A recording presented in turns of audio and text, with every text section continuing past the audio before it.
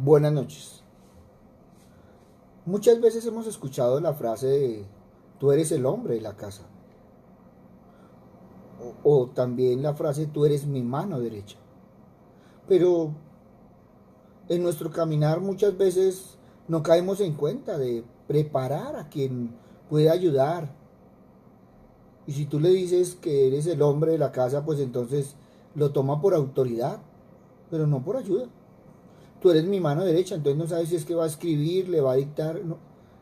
Por eso es que muchas veces no tenemos en cuenta lo que decimos con lo que realmente queremos dar a entender.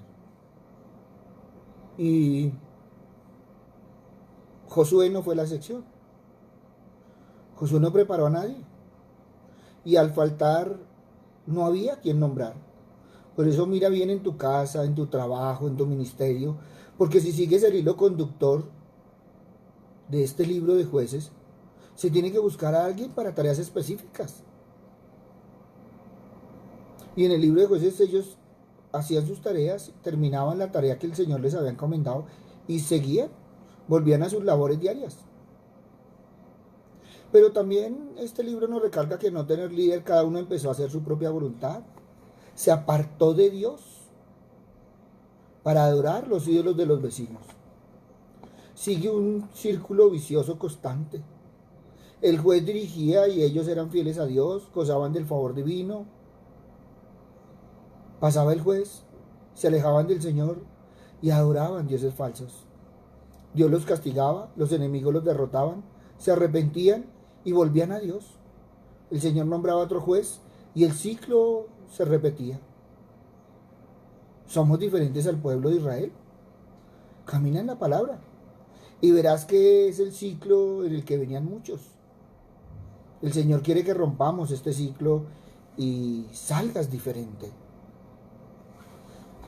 Al entrarnos, entenderemos que la infidelidad a Dios acarrea consecuencias nefastas, pero la obediencia redunda en victoria y trae misericordia. Encontrarás un ambiente político, social difícil, nada diferente a lo que se vivió en este tiempo. El Señor designa jueces para acercarles y llevarles a la liberación y reconciliación, donde encontramos años de prosperidad, años de opresión. Prosperidad mientras dura la fidelidad a Dios, opresión como consecuencia de la infidelidad. Por eso en este libro encontramos eventos históricos que contienen lecciones espirituales para nosotros hoy. El Señor le dijo al pueblo de Israel que le había entregado toda la tierra de Canaán, pero le dijo, tómala. Es decir, que cuando el Señor nos dice que nos ha dado la victoria es porque debe haber un conflicto en el que tenemos que pelear. Dios nos ha dado la victoria, pero nos manda a conquistar el terreno que nos ha entregado. Algunas personas cuestionan por qué si Dios es bueno, manda a su pueblo a hacer la guerra. Sabemos cuál maligna y destructiva la guerra es. Sin embargo, las guerras del Antiguo Testamento fueron juicio de Dios. Juicio de Dios para las naciones que adoraban a otros dioses. Cuando nosotros miramos en el libro de Ezequiel se nos revela que uno de los 4 juicios terribles de Dios es la espada, refiriéndose por supuesto a conflictos bélicos. Dios había profetizado que él iba a traer juicio a las naciones cananeas, pero no lo haría hasta el tiempo en el que la maldad de ellos llegara al colmo. Dios utilizó a Israel como instrumento de juicio. Y entonces vemos cómo se fue contra esas naciones. Después de la muerte de Josué, el pueblo de Israel entró en un periodo donde la nación existió sin dirección de un rey. No había rey en Israel, pero había un rey, Dios de los ejércitos. Algunos catalogan este periodo como el tiempo de la teocracia. Sabemos que la palabra democracia puede traducirse como gobierno del pueblo. En un sistema democrático, la mayoría elige quién va a gobernar sobre el pueblo. Teocracia se puede traducir como gobierno de Dios. O sea que en ese sistema de gobierno solo Dios reina. Entonces miremos el libro. Cuando el pueblo de Israel se rebelaba contra Dios, el Señor los entregaba en manos de sus enemigos. Luego él se levantaba líderes, jueces, que los liberaran de sus enemigos. El pueblo estaba listo para conquistar el territorio de Canaán, pero no sabían cuál de las 12 tribus debía avanzar. Ellos entendían que no debían avanzar todas las tribus a la misma vez. Entonces, ¿qué hace el pueblo? El pueblo consulta a Dios para saber su voluntad y recibir su instrucción. La primera lección que podemos sacar es que antes de ir a la batalla tenemos que buscar la dirección de Dios. Antes de emprender un ministerio, antes de hacer un trabajo, si hay en nuestro corazón alguna misión que queremos llevar a cabo, es necesario que preguntemos al Señor, ¿qué quiere que hagamos? Cada vez que la iglesia hace la obra de misiones y evangelismo, está entrando en el territorio enemigo para arrebatarle las almas perdidas. Si tú y yo queremos tener éxito, necesitamos la guía del Espíritu Santo. Ten presente que en Dios no hay casualidades, ni que sus decisiones son caprichosas. Siempre en Dios hay un propósito. Dos cosas interesantes acerca de Judá. Primero, el significado de su nombre es alabanza a Jehová. Cuando Israel anduvo por el desierto, Dios le asignó a la tribu de Judá marchar delante del resto del pueblo. Este significa de Dios quiere que su pueblo avance en alabanza a Él. Y el segundo, el de la tribu de Judá. ¿No te acuerdas? De allí viene el Mesías, nuestro Salvador. De esta tribu vendría el futuro reino de Dios sobre la tierra. Y al caminar entonces encontramos que ellos se van en contra de un rey llamado Adoni Besek, el cual huyó cuando vio perdida la batalla. Cuando fue capturado por Israel, le cortaron los pulgares de las manos y los pies y fue llevado prisionero. Terrible. Si nos quedáramos ahí. Pero es interesante que el escritor nos informa que dijo el rey después de este hecho. Él confesó: esta humillación que estoy viviendo anteriormente se la he afligido y se la he infligido a 70 reyes. Y él reconoció que era Dios quien le estaba castigando por este suceso. Nos enseña que el mal que una persona hace en la tierra tiene su castigo no solo después de la muerte, sino también aquí en la tierra. Todo lo que tú hagas va a tener consecuencias aquí en la tierra. Y al seguir entonces Judá continúa su conquista. Ataca al pueblo cananeo que habita en Hebrón. Y cuando nosotros vemos entonces el nombre original de esta ciudad era Kiriat Arba, que significa ciudad de los 4 gigantes. Y entonces ahí recordamos que Josué y Caleb fueron los únicos que tuvieron la fe para creer que Dios era más grande que los gigantes de Canaán. Dios le prometió victoria y vemos aquí cómo Judá venció en la ciudad de los gigantes. Pero también aparece Caleb. Y Caleb ofrece como recompensa a su hija Axa para ser esposa del guerrero que atacare y tomare a Kiriat Sefer. Otoniel tuvo interés en ella y logró tomar la ciudad. Su nombre significa fuerza de Dios. Este varón tuvo fe para creer que Dios le daría la fuerza para vencer. Y Otoniel en su sabiduría logró que Axa pidiese a su padre un campo como regalo de boda. Ella le pidió a su padre que le concediera un terreno para ella y su familia, pero Axa fue sabia al pedir que en ese terreno hubiese también fuentes de agua. ¿Y entonces qué podemos aprender? Pues podemos aprender que una tierra sin agua es como un cuerpo sin vida. Un cristiano sin el Espíritu Santo es como una tierra sin fuentes de agua. Si te sientes seco espiritualmente, reflexiona en las palabras del Señor. Isaías 41, 17 y 18 dice: los afligidos y menesterosos buscan las aguas y no las hay. Seca está de sed su lengua. Yo Jehová los oiré. Yo el Dios de Israel no los desampararé. En las alturas abriré ríos y fuentes en medio de los valles. Abriré en el desierto estanques de aguas y manantiales de aguas en la tierra seca. Notemos que Caleb le concedió a Axa más de lo que había pedido. Él le dio las fuentes de arriba y de abajo. Si nos paramos sobre la palabra, esto representa los momentos cuando oramos por bendiciones espirituales y celestiales, las cuales se relacionan a nuestras almas como bendiciones de las fuentes de arriba. Pero también recibimos bendiciones para el cuerpo. Y entonces serían las bendiciones de las fuentes de abajo. Aunque estemos en el desierto más árido y extenso de nuestras vidas, pidamos con confianza de las fuentes de agua que en verdad satisfacen la sed interior. Nunca olvides que tu Padre Celestial te dará más de lo que puedas pensar. Y en todo este tiempo nos podemos coger de su mano bendita. Es que Jueces nos enseña que tú y yo somos libres de elegir, pero somos responsables únicos de nuestras elecciones. Dios nos creó perfectos y esa perfección implica libertad y con ella la capacidad de elegir, pero también la responsabilidad de hacer frente a las consecuencias de nuestras elecciones.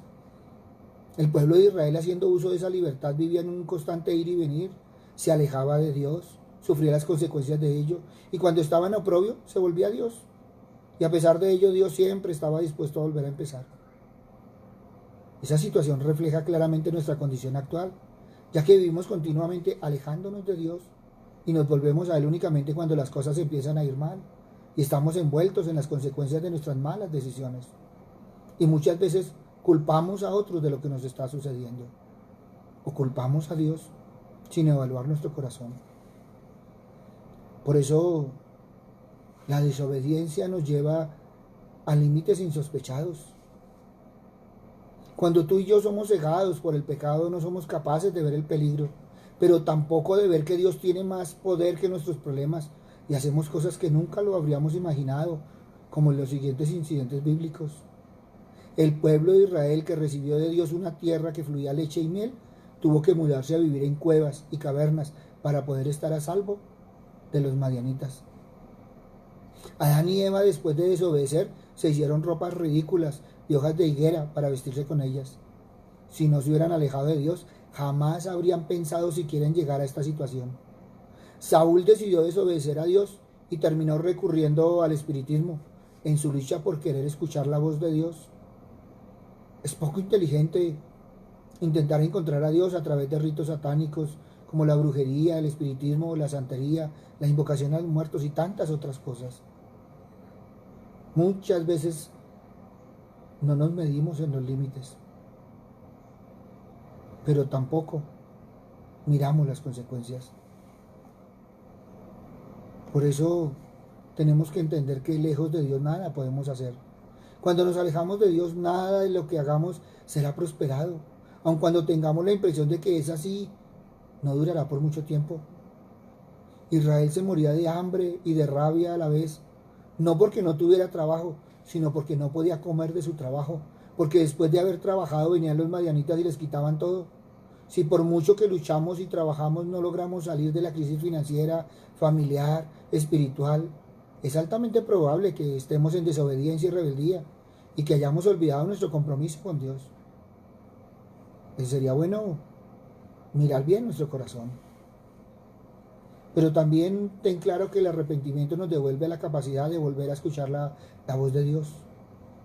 Porque si la desobediencia nos impide escuchar la voz de Dios a través del Espíritu Santo, el arrepentimiento nos devuelve esa capacidad, ya que es el camino de vuelta a los brazos del Creador. Cuando Israel se arrepiente y clama, entonces Dios manda a un profeta a hablar al pueblo, y aunque el pueblo lo oye, Dios les recuerda que tiene todo el poder para cambiar la situación, pero no les dice cómo lo va a hacer.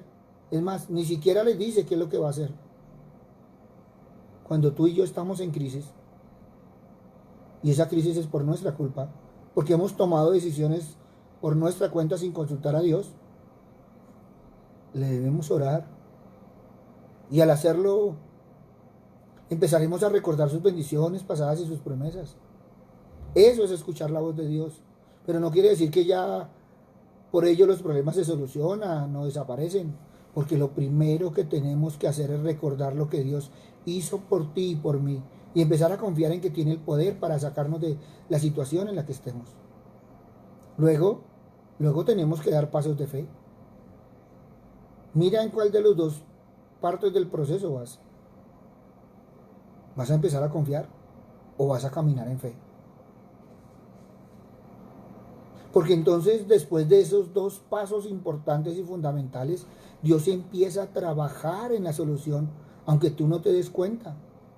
Cuando hemos seguido el camino de vuelta a los pies de Dios, lo cual implica reconocimiento de nuestra situación pecaminosa, dolor por las cosas malas que hemos hecho, el deseo de no volverlas a hacer, la confesión, un nuevo comienzo, Dios empieza a orar según lo que Él sabe que es lo mejor para nuestra vida.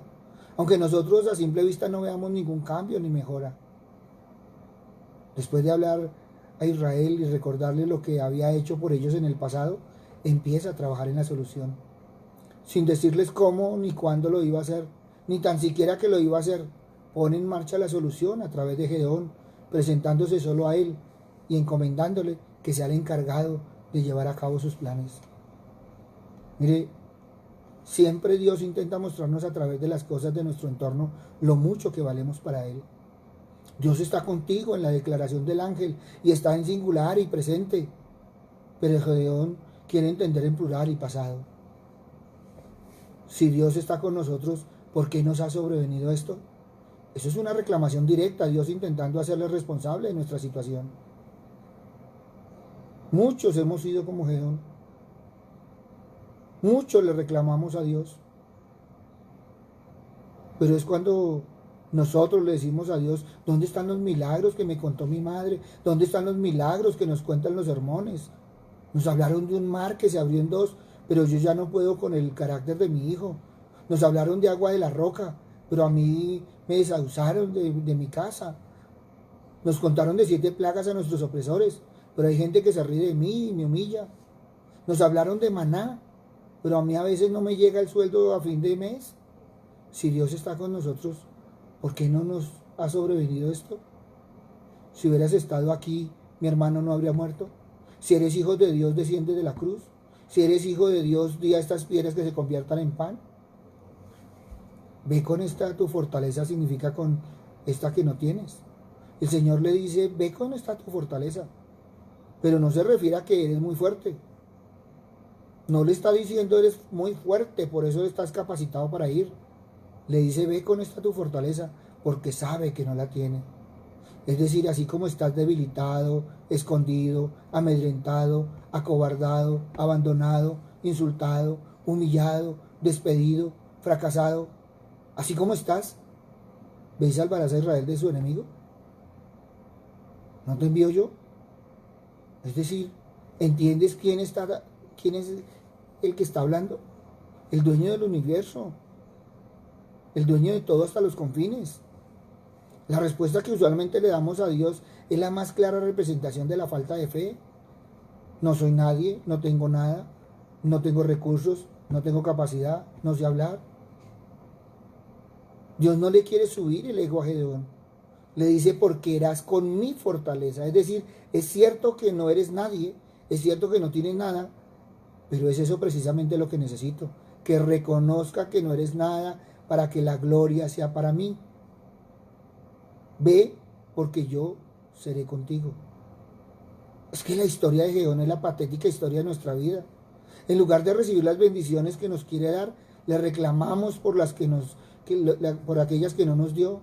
En lugar de mirar su poder, miramos nuestras debilidades. En lugar de creer y obedecer, dudamos y le pedimos pruebas. Pero a pesar de todo ello, Dios siempre se encuentra llamando a la puerta de nuestro corazón y a la promesa que nos hace y que debe ser nuestra fortaleza en los momentos de debilidad.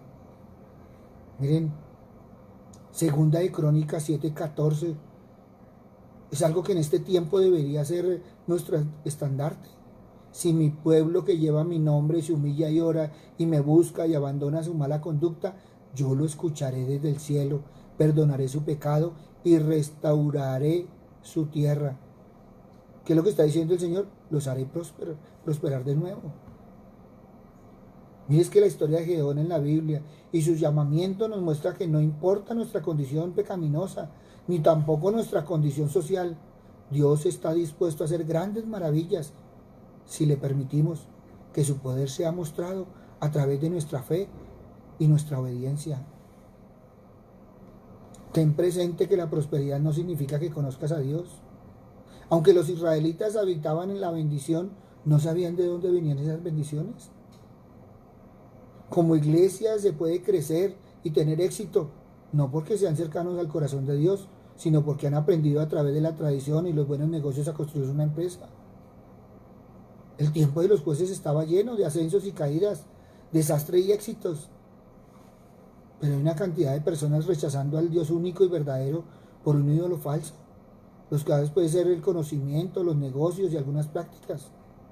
Es que como iglesia no puede olvidar nunca de dónde viene la vida verdadera.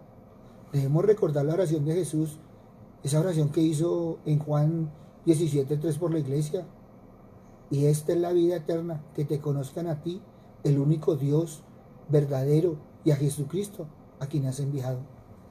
Qué hermoso. ¿Cómo sería diferente si nosotros tuviéramos clara la palabra? Nunca debemos subestimar el poder de aquellos que son diferentes. Una de las características más hermosas y sorprendentes de la iglesia es la diversidad. Ella alcanza gran parte del mundo y hace discípulos en todas las naciones. Mientras que la iglesia global puede estar hecha para cada raza, sexo y habilidades, muchas iglesias locales luchan con la homogeneidad. Y muchos están luchando en su casa porque son diferentes. Y eso es lo que tenemos que evaluar. Ese es el problema que estamos viendo. Porque muchas veces la idea es que se asimilen, se adhieran a nuestras costumbres. Y eso está fuera de lo que Jesús pide a su pueblo. Cuando se creen equipos o se escogen líderes, las iglesias deben recordar que un cuerpo está compuesto de muchas partes y cada uno tiene su función particular. Y cuando estamos hablando de iglesia, yo no estoy hablando del sitio, no, estoy hablando de que cada uno somos iglesia. Y eso es lo que hacemos. Nosotros buscamos el que piense igual, el que camine igual, el que me lleve la idea. Por eso mucho cuidado. Porque debemos permanecer firmes en la palabra de Dios al seguir sus mandamientos, como lo permite el Espíritu, buscando unidad en medio de la diversidad. Tu papá, tu hermano, tu primo, tu familia no puede pensar igual que tú. Ahora, si tú eres cristiano y la familia no, todavía más grave. Porque es que a veces no entendemos y a veces nos llevamos y nos obligamos. Y somos mejores glorificando a Dios cuando las diferentes partes de la iglesia funcionan como un todo. ¡Qué hermoso! Yo y mi casa serviremos al Señor. Pero no es que mi casa le va a servir al Señor a punta de revólver. No, no, no, no, no. Y otra de las cosas que tenemos que ver es que no podemos suprimir el poder de las mujeres. Es una tragedia cuando a las mujeres se les niega la oportunidad de usar sus dones. Las mujeres son usadas por Dios poderosamente a través de las Escrituras. Y mientras que el cuerpo de Cristo pueda tener una perspectiva diferente en cuanto al asunto de las mujeres, no hay duda de que las mujeres pueden moverse poderosamente para el avance del reino de Dios. Las mujeres hacen milagros con la plata, hacen milagros con tantas cosas que muchas veces no nos damos cuenta. Yo le pregunto a los jóvenes, ¿cuántas veces tú le has dado para el mercado a la mamá? Y cuando le has dado, ¿tú crees que le has dado mucho? Pero sin embargo, tú nunca llegas a la casa, tú nunca estás en la casa y la mamá dice no hay. Como sea, te hace un desayuno, un almuerzo, una comida, con lo poco o mucho. Y muchos se han quejado y muchos podemos decir que la comida ha subido. ¿Y tu ración ha subido? Mamá, yo le di el 15, hasta el 30 que tengo plata. Y a veces no nos damos cuenta. Por eso no subestimemos. Por eso, oiga, el poder de la mujer no debería ser suprimido, porque las mujeres son una persona de igual valor en el reino de Dios. Jueces sostiene algunos ejemplos sorprendentes de mujeres valientes. Débora era una jueza, profetisa y un conducto del poder militar de Dios. Sus propios líderes militares desearon su presencia a su lado. Jueces capítulo 4, versículo 8-9 revela el requerimiento de Barak. Y entonces le respondió Barak, si tú vas conmigo, yo iré, pero si no vas conmigo, no iré. Y ella que dijo, ciertamente iré contigo, sin embargo el honor no será tuyo en la jornada que vas a emprender, porque el Señor venderá a Sisara en manos de una mujer. Entonces Débora se levantó y fue con Barak a Cedes. Las iglesias no deben suprimir la habilidad de las mujeres a contribuir de formas profundas y significantes. ¿Cuántas mujeres tienen las banderas de sus casas? Y el hombre entonces saca pecho porque yo soy el hombre de la casa. No, no. Si no tienes el liderazgo. Por eso tenemos que mirar. Muchos hijos admiran a sus madres porque han sido tremendas y las han sacado adelante. Hay mujeres de admirar. Por eso valorémoslas. Debemos valorar a la mujer. Pero también tenemos que tener en cuenta que los líderes ascienden y caen, pero la lealtad de Dios permanece. Mire, el libro de Jueces muestra que incluso los líderes más heroicos pueden caer y llevarse a otros consigo. A Gedeón le dijo un ángel que el Señor estaba con él y que él era un guerrero valiente. Luego de que Dios le dio la victoria con recursos intencionalmente insuficientes, el legado de Gedeón concluye con el fracaso. Gedeón se negó al reinado y se aferró a los pecados de su padre, a la idolatría bajo el escenario de las celebraciones de una victoria militar. Gedeón se apegó a las fortunas que obtuvo de aquellos que derrotó, y aunque no fue llamado un dios, recibió alabanzas, y las personas incrementaron los testimonios. Jueces 8:27, y Gedeón hizo de ello un efod, y lo colocó en Ofra, su ciudad, con el cual todo Israel se prostituyó allí, y esto vino a ser ruina para Gedeón y su casa. Vemos a Jesús como nuestro modelo de la fe. Ningún hombre o mujer deben ser ascendidos a lugares de idolatría. Esta misma tragedia golpea hoy en día el corazón de muchos.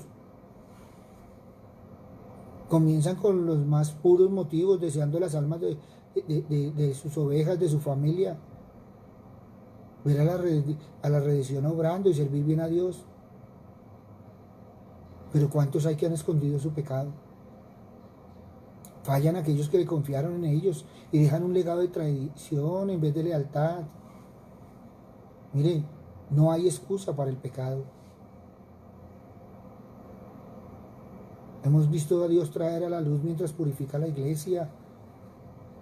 Por eso mucho cuidado. Dios nunca nos falla, pero muchas veces nosotros le fallamos. Hemos levantado irresponsables. Por eso hay muchos hijos sin padres. Y tenemos mujeres que son cabeza de familia. ¿Y dónde están sus hombres? Alguien me decía, pastor, es que fue un desliz. No, no. Eso no fue que usted se deslizó. Solita no se deslizó. Tenemos que mirar bien. Todo eso nos enseña Jueces. Y a veces no lo queremos ver. Y a veces no queremos caminar en Jueces porque es que nos vemos reflejados. Por eso permanece en la verdad. No en lo que parece correcto ante tus propios ojos. Es tan sencillo para el monólogo interno sonar como la verdad, pero a menudo nos mentimos a nosotros mismos. Y lo que queremos es aliviar la incomodidad que nuestras propias equivocaciones, nuestro propio pecado han dejado en nuestra alma. Comenzamos a aceptar las sugerencias de nuestros miedos, de nuestros deseos, en vez de permanecer firmes en lo que Dios dice que es verdadero. Muchas veces hacemos lo que las personas que vieron en el tiempo de los jueces. Jueces 21:25 que dice, en esos días no había rey en Israel, cada uno hacía lo que le parecía bien ante los ojos. No podemos permitirnos intercambiar la verdad por tolerancia. Acuérdate, a lo bueno le llaman malo y a lo malo le llaman bueno. Por eso necesitamos buscar lo que es correcto ante los ojos de Dios, quien reina como el rey verdadero. La palabra del Señor no ha cambiado. Cuando hacemos lo que es correcto ante nuestros propios ojos, sin considerar la verdad de Dios, nos convertimos en nuestros propios dioses, en un mundo en el que millones de personas actúan como sus propios dioses. Y la guerra que se desata en hogares, iglesias, naciones, comienza a rivalizar con aquellos. Es que Jueces revela el quebrantamiento de la humanidad separada del Espíritu. Hay solo algunas lecciones de Jueces que tienen para nosotros y para la iglesia. Si tú nunca has leído el libro, Hoy es un buen día para comenzar. Más allá de los dramas que consigues en Netflix, Twitter, Facebook, YouTube, no solo encontrarás las historias completas a lo mencionado aquí, también leerás de Sansón, el voto peligroso de Jafet, una concubina asesinada trágicamente y mucho más. Es que Jueces revela el quebrantamiento de la humanidad separado del Espíritu que intercede. Y todas esas historias claramente muestran lo que cada uno como iglesia necesitamos. Por eso hoy te invito a que evalúes las veces que has vivido a tu manera, para que puedas ver cuál ha sido el resultado.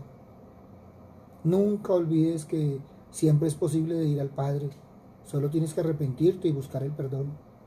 Muchos, como el pueblo de Israel, que con el tiempo se olvidan del favor divino, vuelven a pecar y alejarse del Señor. Todos estamos llamados a generar acciones para que otros logren la liberación. Aferrarte al Señor y obtendrás en este tiempo paz y descanso en tu tierra prometida. Qué hermoso que podamos caminar en la palabra del Señor para no cometer los mismos errores que muchas veces hemos criticado.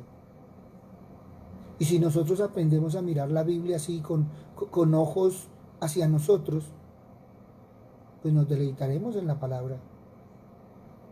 Y algunos de los que tienen inconvenientes, yo les he dicho, vea la palabra. Pastor, ¿y la palabra me habla? Claro. Por eso hemos estado caminando en todo este tiempo, para que aprendamos a ver la palabra diferente. Es que la palabra tiene que hablarte a ti. Y tú te puedes identificar con cualquiera de los 13 jueces, pero también te puedes identificar con Israel, porque muchas veces hemos sido nosotros. Lloramos, nos angustiamos, nos rasgamos las vestiduras, vamos al Señor, oramos, nos arrepentimos, el Señor nos levanta, nos bendice, y ya con eso nos creemos suficientes y nos vamos apartando del Señor porque ya tenemos todo. Y el día que sentimos el primer cimbronazo, entonces volvemos al Señor, nos tomamos de la mano del Señor y se nos vuelve un ciclo vicioso. Tú y yo tenemos que ser diferentes. Tú y yo tenemos que romper ese ciclo. Tú y yo tenemos que ser personas de bendición, en familias de bendición, para una sociedad de bendición. El Señor nos ha permitido tantas cosas. Mucha gente está afanada de que se acabe la cuarentena, que se acabe todo esto. Hay gente que dice, ay, el día que se acabe el COVID. Puede ser un virus que se quede viviendo con nosotros. El problema no es lo que Él haga, el problema es lo que tú hagas. Porque siempre tendremos plagas. Y todo depende de la decisión que tú tomes. Qué hermoso que podamos tomar esa decisión de caminar en el Señor, de ser personas diferentes. Tú y yo, personas de bendición en el Señor. Muchas veces podemos leer el Antiguo Testamento y encontramos lo mismo, ese círculo vicioso. Se arrepentían, el Señor mandaba a un profeta, se iba el profeta, volvían y caían, se arrepentían y era un ciclo. Evalúa tu vida y rompe ese ciclo. Es que mi familia siempre ha sido igual. Marca la diferencia. Tú y yo estamos para marcar la diferencia. Pero a pesar de todo, nunca te olvides que la fidelidad del Señor es firme y para siempre. Señor Padre misericordioso, te alabamos, te bendecimos y te glorificamos, Señor. Te damos gracias, Señor, porque una y otra vez, Señor, nos muestras, Padre misericordioso, un retrato en tu palabra. Papito Dios, muchas veces decimos, Señor, que para qué está puesta tanta cosa en la Biblia. Y cuando vemos, es que ahí estamos reflejados nosotros. Padre misericordioso, podemos ser los jueces o podemos ser el pueblo. Lo único que sabemos es que la mano tuya siempre está ahí para tomarla. Padre misericordioso, llénanos de tu mano bendita, Padre Santo. Que seas tú, Padre misericordioso, llenándonos de tu amor, Señor, del amor de tu Hijo. de la guía y protección del Espíritu Santo. Que en todo momento y en todo instante, Señor Padre misericordioso, tu presencia esté en nosotros y nosotros estemos en ti. Gracias, Padre bueno. A ti, Padre misericordioso, porque una y otra vez, Señor, quieres, Padre misericordioso, que andemos no solo en tu palabra, sino que andemos tras los pasos de tu Hijo. Papito Dios, es el mejor ejemplo que tenemos, Señor, de fe. Y cuando nos falta la fe, deberíamos voltear a mirar, Señor Padre misericordioso, porque nos ha enseñado a caminar. Pero a veces flaqueamos, Señor. Como hombres y mujeres tenemos que reconocer, Señor Padre misericordioso, que cuántas veces hemos flaqueado, tú siempre nos has dado la mano. Gracias, Padre bueno. Papito Dios, bendice, Señor, a cada uno, a sus familias, Señor Padre misericordioso, porque este tiempo, Señor Padre amado, debemos saber que es de bendición, Señor Padre misericordioso, que tú has venido reconstruyendo lazos, Señor, fortaleciendo cuerpos, Señor, espíritu, Señor, alma, Señor Padre misericordioso. Y que aquellos que se sienten en depresión y tantas otras cosas, Padre misericordioso, es porque no han volteado a mirar al cielo, no han volteado a mirar la cruz. Pero Pablo nos enseñó que podemos ir a ti, Padre misericordioso, a la cruz del Calvario, Señor, a dejar allí todo aquello, Señor, esas cargas, Señor, que a veces nos impiden, Señor, caminar en ti. Gracias, Padre bueno, porque también nos has enseñado, Padre misericordioso, en la palabra, que cuando nosotros, Señor, nos apartamos de ti, las consecuencias son duras. Por eso, Padre misericordioso, que nunca nos apartemos ni a derecha ni a izquierda, y que siempre, Señor, seamos de bendición para nuestras casas, para nuestras familias y para todos aquellos que nos rodean. En el nombre de Cristo Jesús, para gloria y alabanza tuya. Amén y amén. Buenas noches para todos. Les habló el pastor Walter Bernal de la Iglesia Su Gloria en Bogotá. Un abrazo, muchas bendiciones. Y te invito de todo corazón a caminar en la palabra y a entender la fidelidad del Señor y nuestra fidelidad. Buenas noches.